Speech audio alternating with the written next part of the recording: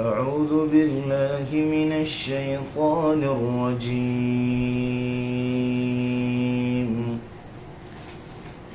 بسم الله الرحمن الرحيم.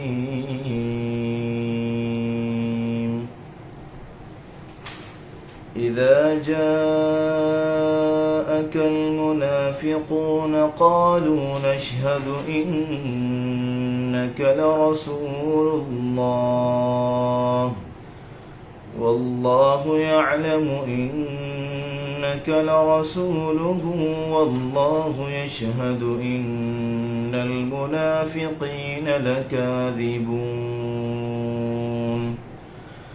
اتخذوا أيمانهم جنة فصدوا عن سبيل الله إنهم ساء ما كانوا يعملون. ذلك بأنهم آمنوا ثم كفروا فطبع على قلوبهم فهم لا يفقهون.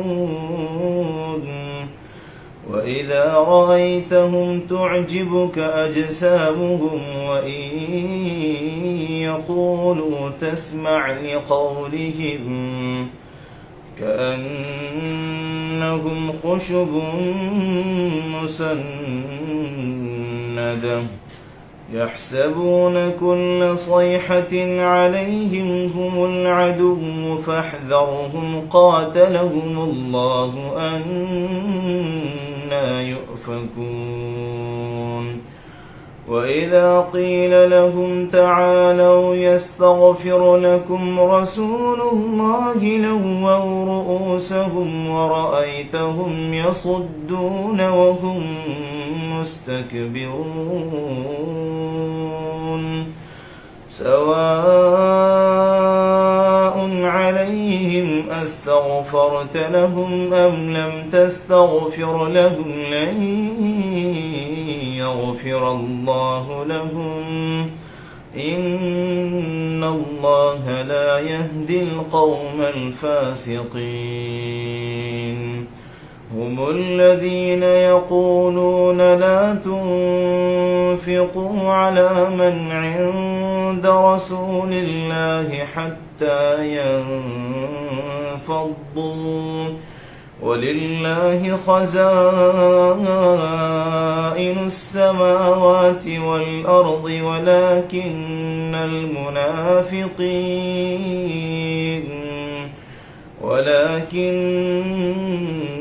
المنافقين لا يفقهون. يقولون لئن رجعنا إلى المدينة ليخرجن الأعز منها الأذل ولله العزة ولرسوله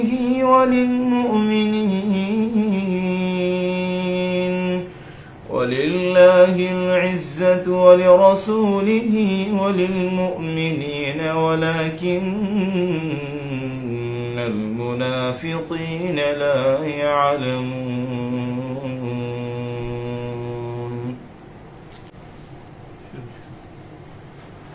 الحمد لله رب العالمين والعاقبة للمتقين ولا عدوان إلا على الظالمين والصلاة والسلام على أشرف الأنبياء والمرسلين نبينا محمد وعلى آله وصحبه ومن اقتدى بهديه واستنى بسنته إلى يوم الدين. أما بعد. حاضرین گرامی قدر سامعین حضرات، سورۃ المنافقون کی تفسیر جاری ہے اور آج ہم آیت نمبر 5 سے شروع کر رہے ہیں.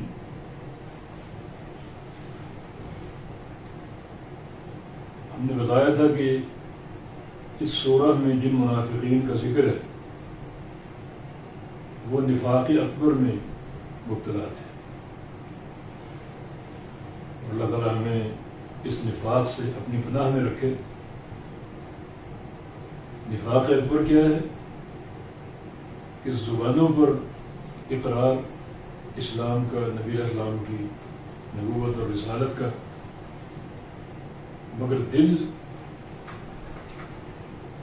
سے انکار، دل سے قبول نہ کرنا، یعنی ظاہر اور باطن کا تضاد، یہ کیفیت نفاق اکبر کی ہے۔ اور انہی منافقین کا اس پوری سورہ میں ذکر ہے، ان کے بہت سے خصائل کا، بہت سی عادات قبیحہ کا، بہت سی گندی قسم کی حرکات کا، اور بہت سے ان کے انتہائی بودے اقوال کا، باتوں کا۔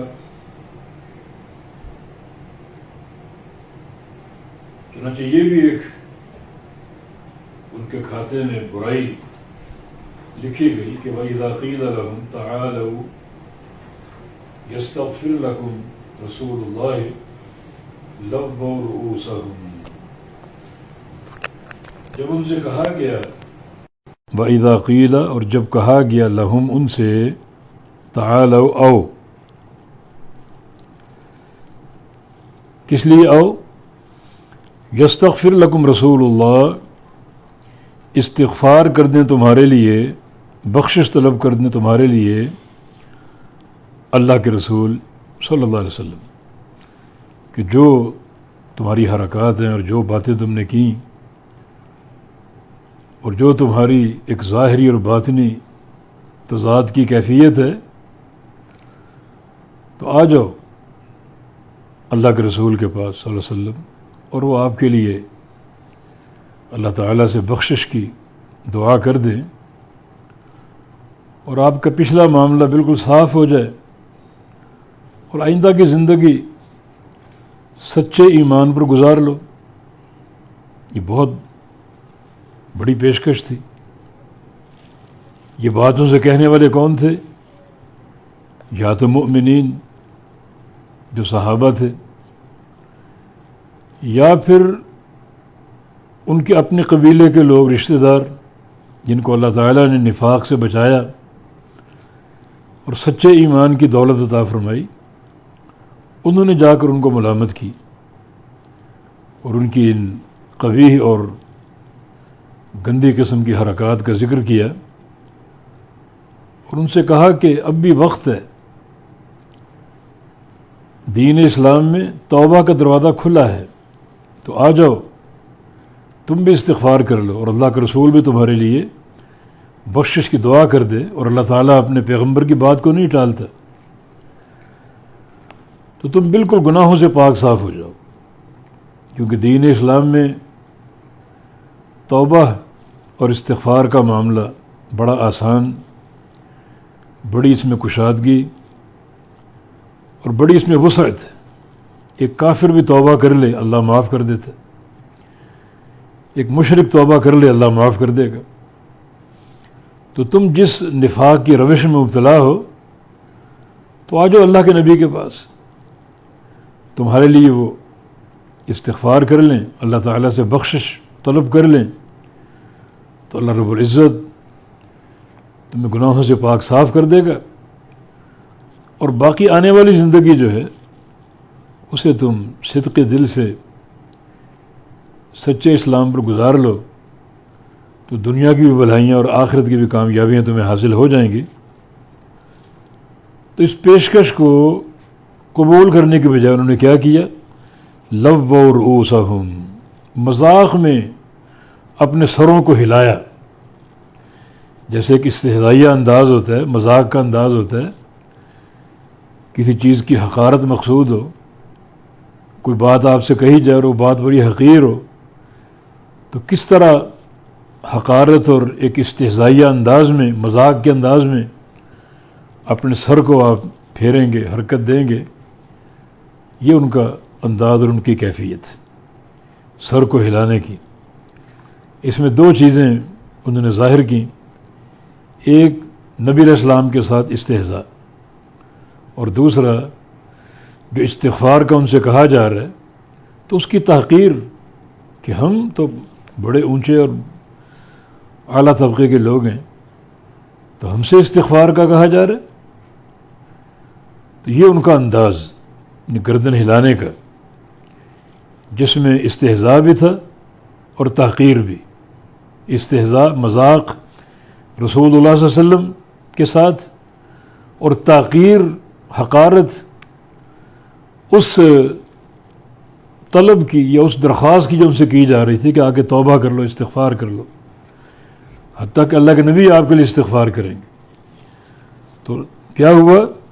لووا رؤوسہم، اپنے سروں کو انہوں نے پھیرا، اعراض کیا. اس میں ان کا نخوت اور تکبر کا انداز تھا. ورأیتہم، اور دیکھا تو انہیں ان کو یصدون، اعراض کرتے ہیں، وہم معرضون، اور وہم مستکبرون، اور وہ اس حال میں تھے کہ تکبر پر قائم تھے.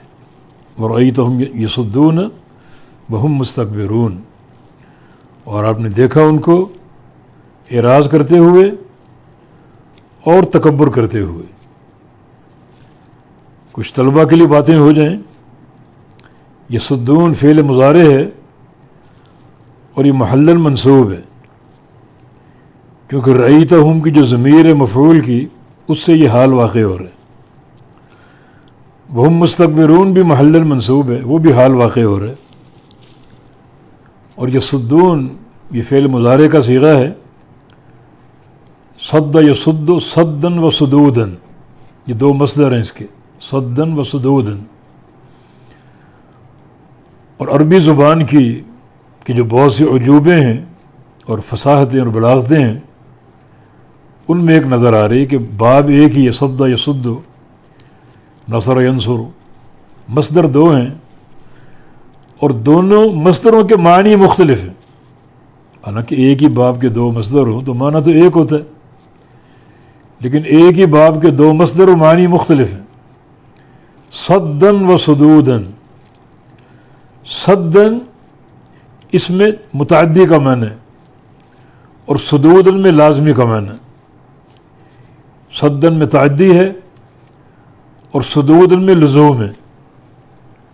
اگر صدن ہو متعدی تو معنی ہوگا اپنے آپ کو پھیرتے ہیں، اپنے آپ کو دور رکھتے ہیں حق سے اور استغفار کے اس مطالبے سے. اور اگر صدودن مراد ہو جو لازمی معنی دیتا ہے تو معنی ہوگا ورأیتہم یصدون، اور آپ ان کو دیکھتے ہیں یا دیکھا آپ نے ان کو اعراض کرتے ہوئے، منہ پھیرتے ہوئے، یعنی اپنے آپ کو پھیرتے ہوئے اور تکبر کرتے ہوئے. تو یصدون محل منصوب ہے، یہ حال واقع ہو رہا ہے رأیتہم کی ضمیر سے. اور تقدیر عبارت یوں بن سکتی ہے رأیتہم صادین مستکبرین، دونوں حال ہیں، رأیتہم صادین مستکبرین. تو معاملہ یہ ہے کہ منافقین جو ان کی کبھی حرکات ظاہر ہوئیں اور انہیں جب آمادہ کیا گیا کہ تم آ جاؤ، تمہارے لیے استغفار کا راستہ کھلا ہے، توبہ کا راستہ کھلا ہے. نبی علیہ السلام کا ارشاد گرامی انا نبی التوبہ، میں توبہ کا نبی ہوں، میرے دین میں توبہ کو بڑا کشادہ مقام حاصل ہے. حتیٰ کہ اللہ تعالیٰ نے جو دروازہ بنایا جہاں سے سورج قیامت کے دن نکلے گا، وہ دروازہ مغرب کی طرف ہے. تو اتنا بڑا دروازہ جہاں سے سورج نکل سکے، ڈوب سکے، وہ دروازہ توبہ کا بھی ہے. یعنی کوئی تنگی نہیں ہے اس راستے میں، یہ دروازہ کبھی بند نہیں ہوتا، ہر وقت کھلا ہے. اور کروڑوں اربوں لوگ ایک وقت میں توبہ کریں تو ان کی توبہ اوپر جا سکتی کسی رکاوٹ کے بغیر. تو آ جاؤ، تم بھی آ جاؤ، استغفار کر لو، رسول تمہارے لیے استغفار کر دے. مگر ان بد نصیبوں نے یہ پیشکش قبول نہ کی اور تکبر کیا، اعراض کیا اور منہ پھیر لیا. اب جب یہ ان کے تکبر کا عالم ہے تو پھر سن لو ان کا حکم. سواء علیہم استغفرت لہم ام لم تستغفر لہم، برابر ہے ان پر آپ ان کے لیے استغفار کریں یا نہ کریں. لن یغفر اللہ لہم، اللہ تعالیٰ ہرگز ان کو معاف نہیں کرے گا. جس قوم کے تکبر کا یہ عالم ہو کہ انہیں نبی کے استغفار کی پیشکش کی گئی ہو اور وہ قبول نہ کریں، بلکہ تکبر سے اس معاملے کو حقیر سمجھیں اور اللہ کے نبی سے اعراض کریں، تو مانا ایسی مہر ان کے دلوں پر لگ چکی ہے اب کوئی فائدہ ہونے والا نہیں ہے. اے محمد صلی اللہ علیہ وسلم آپ ان کے لیے استغفار کریں یا نہ کریں، وہ آپ کے پاس آ بھی جائیں اور آپ استغفار کر بھی دیں، اللہ ان کو معاف نہیں کرے گا. یہ ان کے کبر کا عالم. اور اس کی وجہ اور بھی ہے، وہ آگے جو 2 آیتیں ہیں ان میں ان کے انتہائی گندے اقوال ذکر ہوئے دین اسلام کے بارے میں، رسول اللہ صلی اللہ علیہ وسلم کے بارے میں. تو ایسے لوگ استغفار کے قابل ہو سکتے ہیں؟ ایسے دلوں پر تو اللہ کی مہر لگ جاتی ہے، اس مہر کو دنیا کی کوئی طاقت توڑ نہیں سکتی. وَلَوْ أَنَّنَا نَزَّلْنَا إِلَيْهِمُ الْمَلَائِكَةَ وَكَلَّمَهُمُ الْمَوْتَى وَحَشَرْنَا عَلَيْهِمْ كُلَّ شَيْءٍ قُبُلًا، ایسے لوگوں پر سارے فرشتے ہم اتار دیں کہ جاؤ سمجھاؤ جا کر اس بد نصیب کو، سارے فرشتے آ کر سمجھائیں.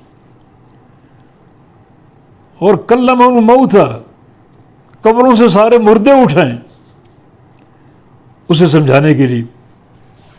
وحشرنا علیہم کل شیء قبولا، اور دنیا کی ہر شے کو ہم زبان دے کر اس کے سامنے جمع کر دیں، اس کو سمجھاؤ. سب مل کر بھی اس مہر کو توڑ نہیں سکیں گے. تو اے میرے حبیب صلی اللہ علیہ وسلم، جو ان کی باتیں سامنے آئیں، جو ان کی حرکات سامنے آئیں، اور یہ آخری بات جو کہ استغفار کے لیے پیشکش کی گئی، اور کس طرح انہوں نے حقارت سے ٹکرا دیا کہ ہم تو بہت اونچے لوگ ہیں، یہ ہم سے پیشکش کی جا رہی. گردن حقارت سے پھیر کر انہوں نے اس پیشکش کو قبول نہ کیا. تو اب برابر ہے آپ ان کے لیے استغفار کریں یا استغفار نہ کریں ان کے لیے. لن یغفر اللہ لہم، بے شک اللہ تعالی ہرگز معاف نہیں کرے گا ان کو. لن یہ تاکید، نفی تاکید ہے، یہ ہرگز یغفر معاف نہیں کرے گا اللہ لہم انہیں، کیونکہ ان اللہ لا یہدی القوم الفاسقین، اللہ رب العزت اس قوم کو ہدایت نہیں دیتا جو فاسق ہوں. یہاں فاسق سے مراد جو اطاعت سے کلی طور پہ نکل جائیں. ایک تو مومن بندہ ہے، مسلمان ہے، نمازیں پڑھتا ہے، روزے رکھتا ہے، لیکن کبھی گناہ بھی کر بیٹھتا ہے، یہ جزوی فسق و فجور ہے. لیکن یہ تو کلی طور پر فاسق بن چکے ہیں، انہوں نے دل سے اسلام قبول ہی نہیں کیا، اوپر سے یہ ان کی حرکات. تو اللہ تعالیٰ فاسق قوم کو ہدایت نہیں دیتا. فاسق کا معنی وہ لوگ جو اطاعت سے خارج ہوں. تو اطاعت سے خارج ہونے والے 2 قسموں کے ہیں.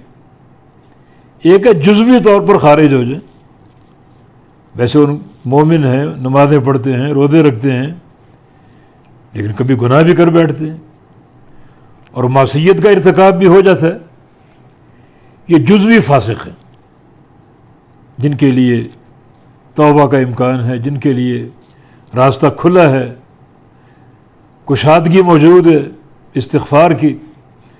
لیکن ایک وہ لوگ ہیں جو کلی طور پہ زبان سے، دل سے، جسم کے اعضاء سے دین اسلام سے بغاوت اختیار کر لیں، نکل جائیں. تو اللہ ایسے لوگوں کو ہدایت نہیں دیتا. ہدایت ان کے لیے ہے جو کچھ درد رکھتے ہوں دین اسلام کا، کچھ عمل کا، نیکی کا جذبہ ان کے اندر ہو. ان کے اندر تو کچھ نہیں، انتہائی بد کردار لوگ ہیں یہ. اب وہ 2 باتیں مزید ان کے سامنے آئیں، وہ بھی اس بات کا تقاضا کرتی ہیں کہ یہ قوم ہدایت کے قابل نہیں، یہ منافقین ہدایت کے قابل نہیں ہیں۔ وہ دو باتیں کون سی ہیں؟ ہم الذین یقولون لا تنفقوا علی من عند رسول اللہ، یہ وہی لوگ ہیں یقولون جو کہتے ہیں لا تنفقوا مت خرچ کرو علی من عند رسول اللہ ان لوگوں پر جو رسول اللہ کے پاس بیٹھتے ہیں، فقراء مہاجرین، فقراء صحابہ جو اللہ کے نبی کے پاس بیٹھتے ہیں ان پر خرچ نہ کرو، حتیٰ ینفضوا، حتیٰ کہ وہ وہاں سے اٹھ جائیں اور منتشر ہو جائیں، آپ کو چھوڑ کر چلے جائیں، پھر خرچ کرو ان پر۔ انہیں باور کراؤ کہ جب تک تم رسول اللہ کے ساتھ ہو صلی اللہ علیہ وسلم تمہیں کچھ نہیں ملے گا، یہاں سے اٹھ کر چلے جاؤ تو ہم تمہیں نان و نفقہ دیں گے، تم پر خرچ کریں گے، تاکہ آہستہ آہستہ وہ یقین کر لیں کہ جب تک ہم اس نبی کے ساتھ ہوتے ہیں ہمیں کچھ نہیں ملتا، اور ملتا کب ہے؟ جب نبی کو چھوڑ دیں۔ تو پھر شیطان اپنا وار کر سکتا ہے کہ کیوں نہ کلی طور پہ چھوڑ دیں تاکہ ہم مالی اعتبار سے مستحکم ہو سکے، یہ فقر ختم ہو جائے۔ وہ سمجھتے تھے کہ یہ جو فقراء ہیں ہمارے خرچے سے یہ پل رہے ہیں، ہمارے خرچے سے یہ چل رہے ہیں۔ انتہائی گھٹیا بات ان کی۔ کیا ان کو اس بات کا علم نہیں کہ سارے خزانے اللہ کے پاس ہیں؟ اللہ تعالیٰ دینے والا ہے۔ تو یہ ان کی بات جو ان کی زبان سے صادر ہوئی، اصل میں ایک سفر میں تھے نبی علیہ السلام اور صحابہ بھی۔ یہ حدیث زید بن ارقم کی ہے۔ زید بن ارقم رضی اللہ عنہ فرماتے ہیں کہ نبی علیہ السلام کے ساتھ ہم ایک سفر میں تھے، فَأَصَابَ النَّاسَ شِدَّةٌ، تو لوگوں کو کچھ سختی اور تکلیف کھانے پینے کے لاحق ہوئی، تو عبداللہ بن ابی بھی ساتھ تھا۔ ظاہراً وہ ساتھ چلتا تھا بعض اوقات تاکہ یہ ظاہر کر سکے کہ میں مسلمان ہوں، اور اس طرح وہ اسلام کے فائدے حاصل کر سکے۔ تو عبداللہ بن ابی نے اپنے ساتھیوں سے کہا لا تنفقوا علی من عند رسول اللہ حتی ینفضوا، کہ تم ان لوگوں پر خرچ نہ کرو، یعنی فاقہ جھیلنا پڑ رہا ہے انہیں، سفر میں ان کو سختی برداشت کرنی پڑ رہی ہے، مت دو انہیں۔ یہ بات سنیں گئی حتیٰ کہ متفرق ہو جائے، منتشر ہو جائے، نبی کو چھوڑ کر ادھر ادھر چلے جائیں، تو پھر ان کو دو، اور انہیں یہ باور کراؤ کہ جب تک ساتھ ہو نہیں دیں گے، ساتھ چھوڑ کے منتشر ہو جائے پھر دیں گے۔ ایک ان کی بات، اور دوسری اسی موقع پر عبداللہ بن ابی نے اپنے ساتھیوں سے کہا لئن رجعنا الی المدینہ لیخرجن الاعز منها الاذل، ہم جب مدینہ لوٹیں گے اس سفر سے تو الاعز زیادہ عزت والے مدینے سے نکال دیں گے ان لوگوں کو جو اذل ہیں، جو زیادہ ذلیل ہیں، نعوذ باللہ۔ اپنے آپ کو اعز کہا، اعز عزت والے، بڑی عزت اور رفعت والے، اور نبی علیہ السلام کو والعیاذ باللہ اور صحابہ کو اذل کہا، بڑی ذلت والے، پستی والے۔ یہ بات بھی اس نے کہی عبداللہ بن ابی بن سلول نے، جو رئیس المنافقین تھا، کہ مدینے لوٹ کر عزت والے لوگ یعنی ہم ذلت والوں کو نکال دیں گے، یعنی رسول اللہ صلی اللہ علیہ وسلم ان کے صحابہ کو۔ تو زید بن ارقم فرماتے ہیں میں نے یہ بات سن لی اور نبی علیہ السلام سے آ کر عرض کر دی، فارسل الی عبداللہ بن ابی، تو اللہ کے نبی صلی اللہ علیہ وسلم نے عبداللہ بن ابی کو بلا لیا اور بلا کر پوچھا کہ تم نے کیا بات کی؟ تو فاجتہد یمینا، اس نے بڑی بھاری قسم کھائی اور کہا کہ میں نے نہیں کہا، کذب زید، یہ زید بن ارقم جھوٹ بول رہے ہیں، میں نے الفاظ کہے ہی نہیں. تو نبی علیہ السلام میرا چہرہ دیکھنے لگے اور آپ نے خاموشی اختیار کی. اور زید کہتے ہیں کہ میری نیندیں اڑ گئیں کہ میری طرف جھوٹ منسوب ہوگا کہ تم نے جھوٹی بات ہم تک پہنچائی. تو زید کہتے ہیں کہ میرے نفس میں، میرے دل میں جو ہے یہ بات بیٹھ گئی. بڑا دکھ اور مجھے افسوس ہو رہا ہے کہ میرے بارے میں اللہ کے نبی کیا سوچ رہے ہوں گے کہ اس نے تو بھاری بھاری قسمیں کھا کر اس بات کی نفی کر دی، اور بھاری بھاری قسمیں کھا کر کہا ہے کہ زید ابن ارقم جھوٹ بول رہے ہیں. حتیٰ انزل اللہ تصدیقی، حتیٰ کہ اللہ تعالیٰ نے یہ سورہ منافقین نازل کی اور میری سچائی ثابت کی، میری سچائی بیان کر دی، میری سچائی بیان کر دی. تو یہ جو ایک کذب کی ایک نسبت تھی میری طرف، تہمت تھی، وہ اللہ نے اٹھا دی. اور اب نبی علیہ السلام نے اسے پیشکش کی کہ تم نے اتنا بڑا جھوٹ بولا، جھوٹی قسمیں کھائیں، آ جاؤ میں تمہارے لیے بخشش کی دعا کر دیتا ہوں، اپنا یہ گناہ بخشوا لو. تو پھر نہیں، لووا رؤوسہم، اپنے سروں کو جھٹکا دیا حقارت کے ساتھ اور اپنے کبر کو ظاہر کرتے ہوئے. تو انہوں نے اس استغفار کی پیشکش کو قبول نہیں کیا. تو یہ ان آیات کا شان نزول ہے. اللہ رب العزت نے اپنے نبی کے صحابی سیدنا زید بن ارقم رضی اللہ عنہ کی صداقت کو بیان کیا اور ثابت کیا.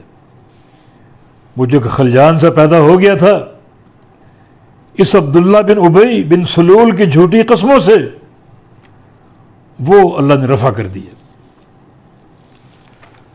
تو فرمایا کہ ہم الذین یقولون لا تنفقوا، یہ بات انہوں نے کہی ہے،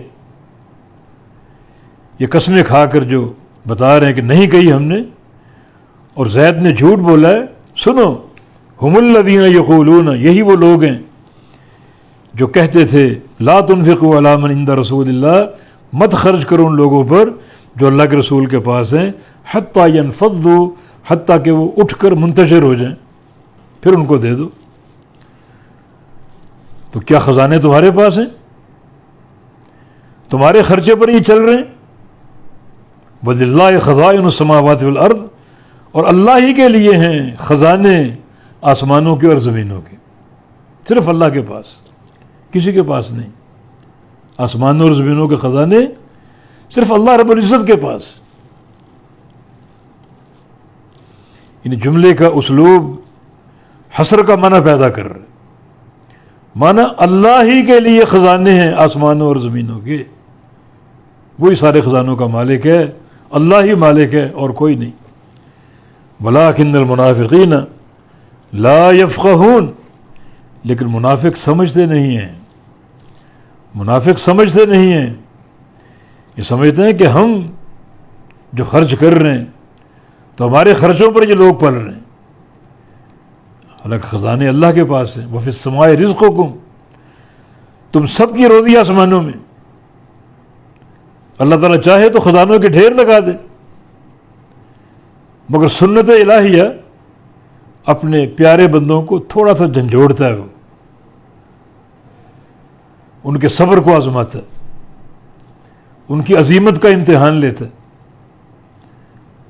دیکھتا ہے کہ بندے گھبرا کر دین کو چھوڑ تو نہیں جاتے، دین سے برگشتہ تو نہیں ہو جاتے، اور اگر بندے فقر کے باوجود، شدت اور ضیق اور تنگی کے باوجود دین حق کی امانت کو سینے سے لگائے بیٹھے رہیں، ہر فقر و فاقہ کو برداشت کرتے ہوئے، تو وہ اپنے امتحان میں کامیاب ثابت ہوتے ہیں. پھر اللہ تعالیٰ دنیا کے خزانے بھی کھول دیتے. صحابہ کرام پر سارے دور آئے، تنگی ترشی کا دور بھی آیا، اور جب اللہ ان کے صبر کو آزما چکا تو اللہ نے فتوحات دیں اور دنیا کی دولتیں ان کے قدموں میں ڈھیر ہو گئی. تھوڑا سا آزماتا ضرور ہے، خزانے اللہ کے پاس ہیں وہی عطا فرمانے والا ہے، مگر منافقین اس بات کو سمجھتے نہیں ہیں کہ اللہ تعالیٰ رزاق ہے اور وہی دینے والا ہے ان فقراء مہاجرین کو اور سب کو۔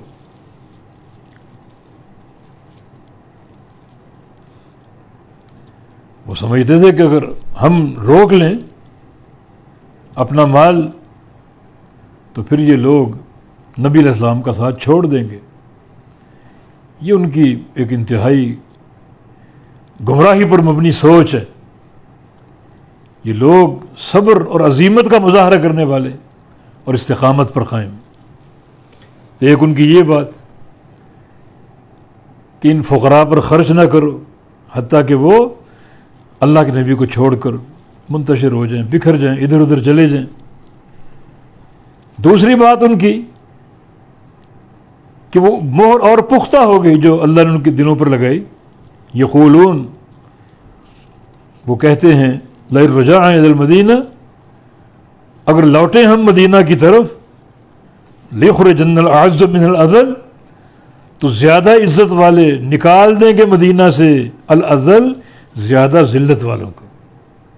زیادہ عزت والے وہ اپنی طرف اشارہ کر رہے ہیں، اور زیادہ ذلت والے وہ رسول اللہ صلی اللہ علیہ وسلم نعوذ باللہ اور صحابہ کی طرف اشارہ کر رہے ہیں۔ اور ان کو معلوم نہیں وَلِلَّهِ الْعِزَّةُ وَلِرَسُولِهِ کہ اللہ ہی کے لیے عزت ہے۔ یہاں بھی حصر کا اسلوب ہے، معنی اللہ ہی کے لیے عزت ہے اور اس کے رسول کے لیے عزت ہے اور مؤمنین کے لیے عزت ہے۔ اللہ کے لیے اس لیے کہ اللہ تعالیٰ ساری عزت کا مالک ہے، رسول کے لیے اس لیے اور مومنین کے لیے اس لیے کہ اللہ تعالیٰ ان کو عزت دیتا ہے۔ اللہ کی عطا جو ان کو عزت حاصل ہوتی ہے، تو ساری عزت کا مالک اللہ رب العزت ہے، اور وہی اپنے رسول کو بھی عزت دیتا ہے اور اپنے مومن بندوں کو بھی۔ وہ اپنے آپ کو معزز سمجھتے ہیں، عزت والا سمجھتے ہیں؟ ہرگز نہیں۔ عزت اللہ کے لیے ہے، اللہ کے رسول کے لیے ہے اور مومنین کے لیے۔ وَلَٰكِنَّ الْمُنَافِقِينَ لَا يَعْلَمُونَ، لیکن منافقین اس بات کو جانتے نہیں ہیں۔ یہ بات کیوں کہی عبداللہ بن ابی نے؟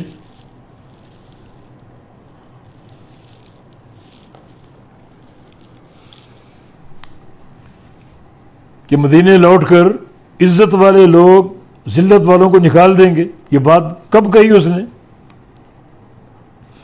دراصل ایک قصہ پیش آیا تھا سفر میں، جو یہ ایک جنگ کا سفر ہے جو نبی علیہ السلام کے ساتھ صحابہ نے کیا، اور جنگ کا نام ہے غزوہ بنی المصطلق۔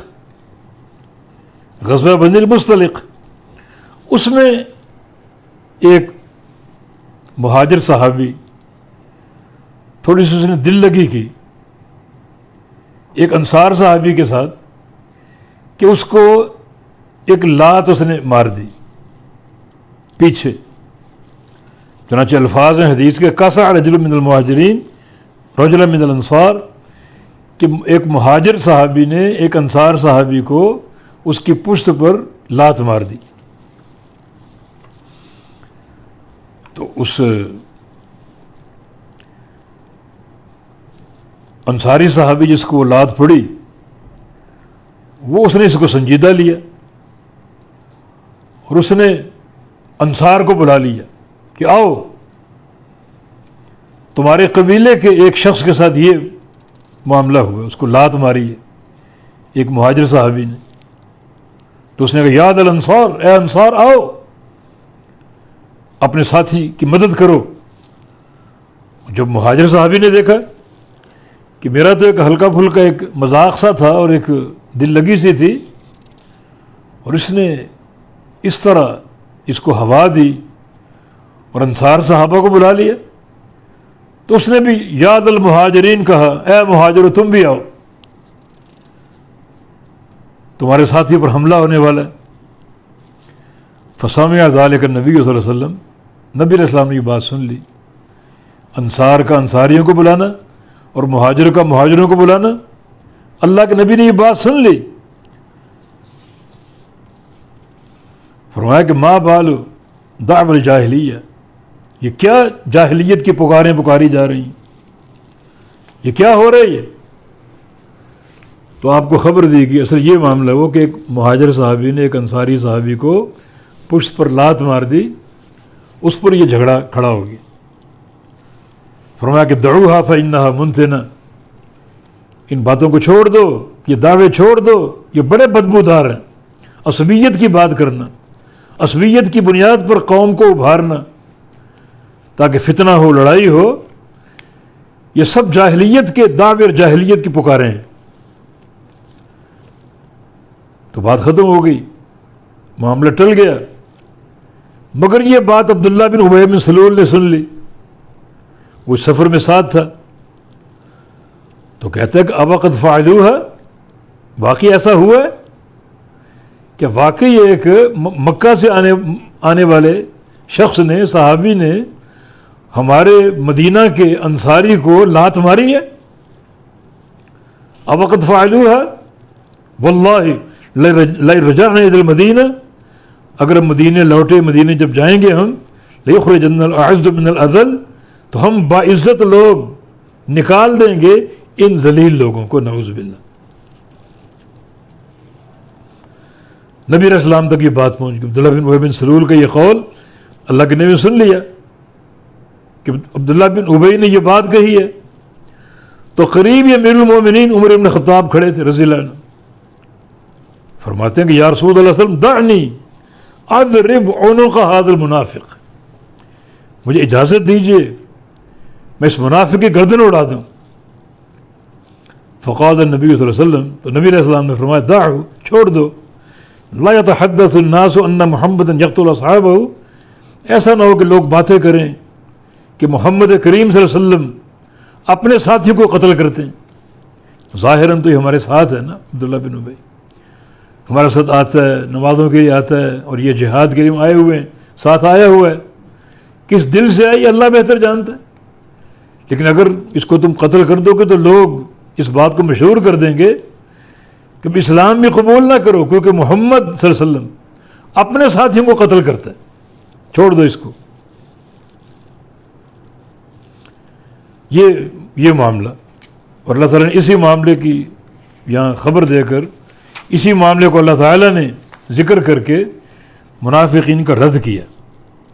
یقولون، وہ کہتے ہیں لئن رجعنا الی المدینہ، اگر ہم لوٹے مدینہ کی طرف، لیخرجن الاعز من الاذل، تو زیادہ عزت والے لوگ نکال دیں گے مدینہ سے زیادہ ذلیل لوگوں کو، وللہ العزت ولرسولہ، اور عزت تو اللہ کے لیے ہے اور اللہ کے رسول کے لیے ہے اور مومنین کے لیے ہے، ولکن المنافقین لا یعلمون، لیکن منافق اس بات کو جانتے نہیں ہیں، منافقین کو اس بات کا علم نہیں ہے، وہ سمجھتے خزانوں کے مالک بھی ہم ہیں اور ساری عزت بھی ہمارے لیے ہے۔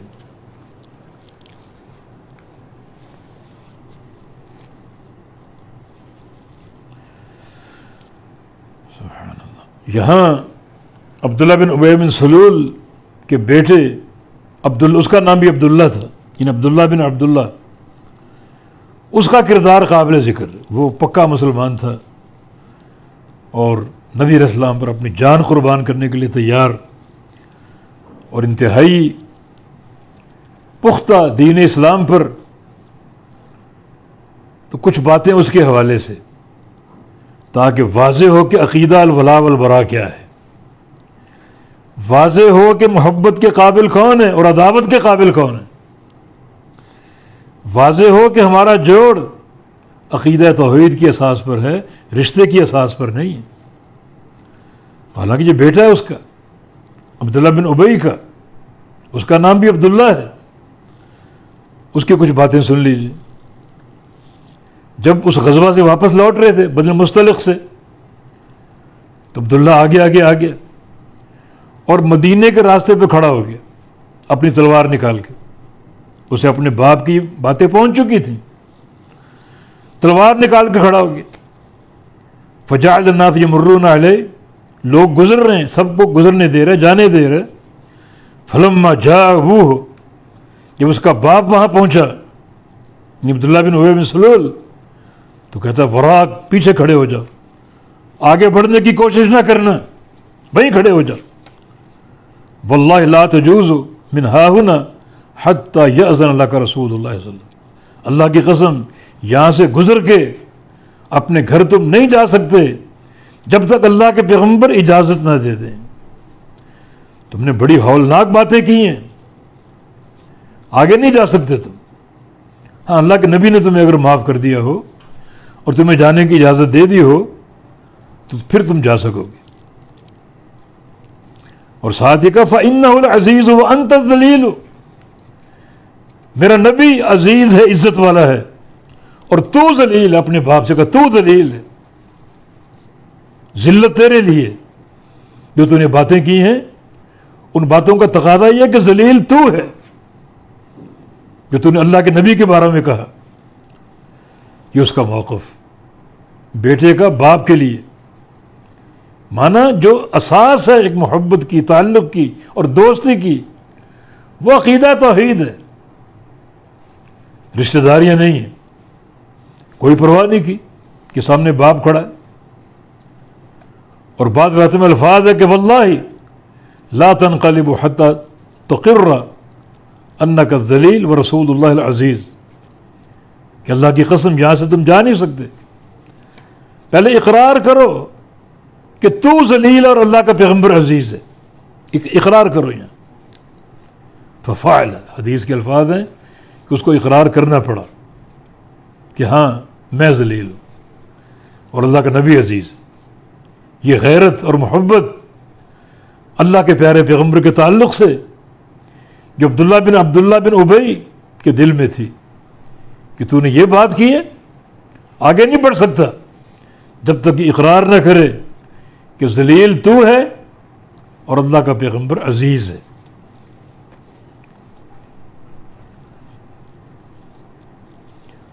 ایک روایت میں یہ الفاظ بھی ہیں کہ اپنے باپ سے کہا واللہ لا تدخل المدینہ، اللہ کی قسم تم مدینہ داخل نہیں ہو سکتے کبھی بھی، حتیٰ تقول، حتیٰ کہ یہ الفاظ کہو کہ رسول اللہ صلی اللہ علیہ وسلم الاعز وانا الاذل، کہ اللہ کے رسول اعز ہیں، سب سے بڑے عزت والے، اور میں اذل ہوں، سب سے بڑی ذلت والا۔ یہ الفاظ کہو گے تو مدینہ جا سکو گے، ورنہ تلوار میان سے باہر ہے، ایک قدم آگے نہیں بڑھ سکتے۔ یہ تلوار تمہارا کام تمام کر دے گی کہ تم نے میرے نبی کے بارے میں یہ بات کی، یہ بکواس کی، اور اس کو ایسا کہنا پڑا۔ اور یہی عبداللہ بن عبداللہ نبی علیہ السلام کے پاس آیا اور آ کر کیا کہا، بالغنی انک ترید قتلہ، مجھے کسی نے بتایا کہ آپ میرے باپ کو قتل کرنا چاہتے ہیں، اس کی ان باتوں پر۔ وہ باتیں تو کفر ہیں، اللہ کے نبی کی اہانت، اللہ کے نبی کی شان میں گستاخانہ کلمات تو کفر۔ وہ اسلام کا اظہار کرتا ہے، اندر اس کی یہ کفر ہے، منافق ہے وہ، تو بات تو ٹھیک ہے، قتل اس کا بنتا ہے۔ مجھے یہ خبر پہنچی کہ آپ اس کو قتل کرنا چاہتے ہیں۔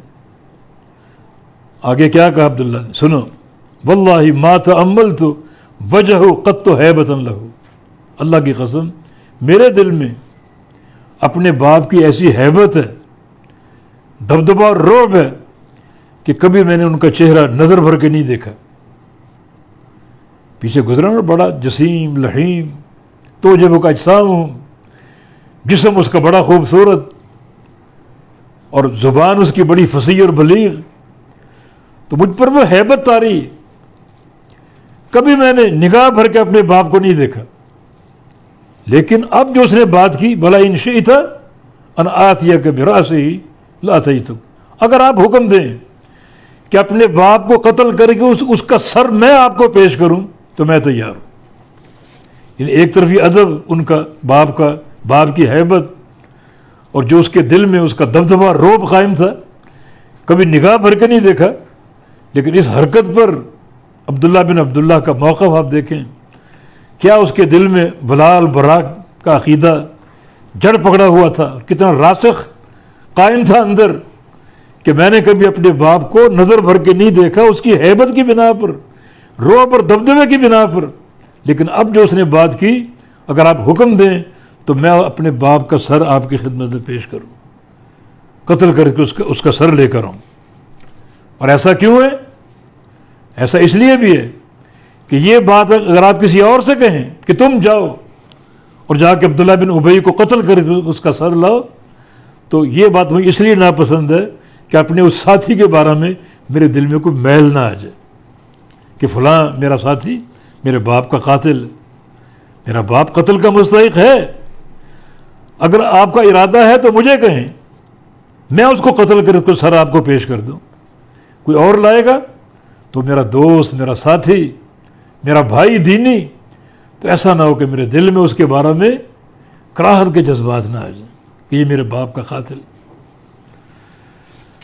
الولاء والبراء، اسلام قبول کرنے کے بعد اولین ذمہ داری آپ کی کیا ہے؟ الولاء والبراء کی۔ اب آپ نے آج طے کرنا ہے، کیونکہ اسلام میں داخل ہو چکے، کہ اب محبت کے قابل کون ہے اور عداوت کے قابل کون؟ محبت کے قابل کون ہے؟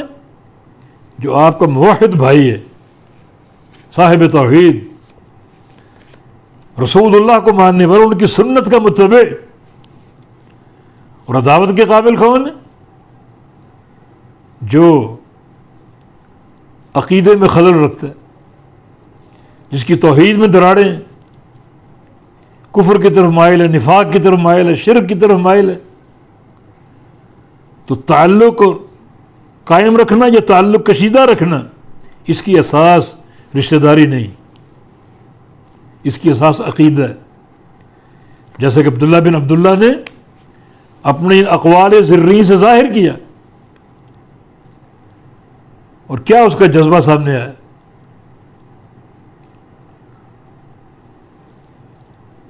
تو یہ عقیدہ الولاء والبراء بڑی اس کی اہمیت ہے۔ نبی علیہ السلام کی ایک حدیث ہے، اوثق الایمان الموالات فی اللہ والمعاہدات فی اللہ۔ ایمان کا جو سب سے مضبوط کنڈا ہے وہ ہے دوستی رکھنا تو اللہ کے لیے، دشمنی اور عداوت قائم کرنا تو اللہ کے لیے۔ یہ سب سے مضبوط کنڈا ہے۔ ایمان جو ہے نا، وہ ایک سنگل یا زنجیر کی طرح سمجھو، جس کی کڑیاں آپس میں مربوط ہیں، ایک کڑی، دوسری کڑی، تیسری کڑی، چوتھی کڑی، ایک کڑی نماز کی، ایک روزے کی، ایک حج کی، ایک صدقے کی، ایک جہاد کی۔ سب سے مضبوط کڑی کون سی؟ جو سب سے اوپر ہے، وہ ہے اللہ کے لیے محبت اور اللہ کے لیے عداوت، جس کا عملی ثبوت عبداللہ بن عبداللہ نے دیا۔ اور جو اللہ کے لیے محبت ہوگی، اللہ کے لیے عداوت ہوگی، تو یہ ایک ایسی عبادت ہے کہ کوئی عبادت شاید اس کا مقابلہ کر سکے۔ اس لیے نبی علیہ السلام کا فرمان ہے، الحب فی اللہ والبغض فی اللہ، محبت بھی اللہ کے لیے اور بغض بھی اللہ کے لیے۔ من احب للہ وابغض للہ واعطى للہ ومنع للہ فقد استکمل الایمان۔ جس شخص نے محبت کی اللہ کے لیے، بغض رکھا اللہ کے لیے، مال خرچ کیا اللہ کے لیے، روک لیا مال اللہ کے لیے، اس کا ایمان پورا ہے۔ اس کی ہر شے میں اللہ تعالیٰ کے لیے ہونا یہ ایک اساس ہے۔ ہر نیکی اللہ کے لیے ہو، حتیٰ کہ تعلق بھی اللہ کے لیے، تعلق قائم کرنا بھی اللہ کے لیے اور کشیدہ کرنا بھی اللہ کے لیے، اس کا ایمان پورا ہو گیا۔ قیامت کے دن اللہ تعالیٰ ندا فرمائے گا، این المتحابون بھی، میرے وہ بندے کہاں ہیں جو دنیا میں میرے لیے محبتیں کیا کرتے تھے، جن کی تعلق اور محبت کی اساس میری ذات تھی۔ دو ان کے لیے اعزاز ہیں، لہم منابر من نور، نور کے ممبر تیار ہیں ان کے لیے، یغبطہم النبیون والصدیقون والشہداء، اللہ کے اس قدر قریب کہ اس قرب پر انبیاء، صدیقین اور شہداء رشک کریں گے۔ اور دوسرا اعزاز کیا ہے؟ الیوم اذلہم تحت ظلی یوم لا ظل الا ظلی، کہ آج میں انہیں اپنے عرش کے سائے میں لے لوں گا۔ کہ یہ بندے وہ ہیں جنہوں نے دنیا میں میری خاطر محبت کی، میری خاطر عداوت کی، تعلق قائم رکھا تو میری خاطر، عداوت کی تو میری خاطر۔ اور یہ راستہ خالص دین پر ہے۔ عصر حاضر کی جو مذمومہ سیاست ہے، ستیہ ناس ہے اس کا، وہ ان سارے عقیدے کی بنیادوں کو مسمار کر دیتی۔ پھر علائق تعلق قائم کرنا، تعلق کشیدہ کرنا اس مروجہ سیاست کے اساس پر ہوتا ہے، پارٹی بازی اور اسی بنا پر محبتیں، یعنی یہ عقیدہ الولاء والبراء اس کی روح ختم ہو جاتی، جبکہ یہ ایمان کی شان ہے اور دین اسلام کے بنیادی مسائل میں سے۔